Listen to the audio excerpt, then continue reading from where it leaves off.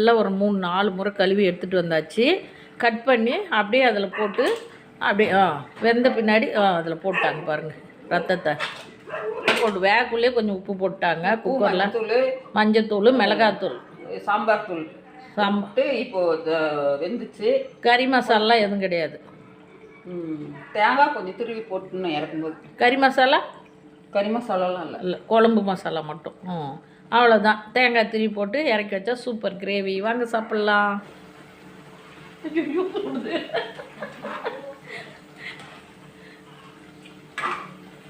எங்கள் உயிரில் வரைக்கும் நாங்கள் இப்படி தான் இருப்போம்.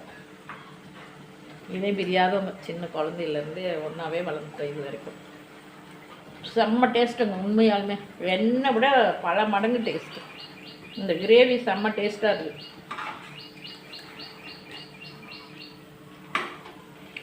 வாங்க.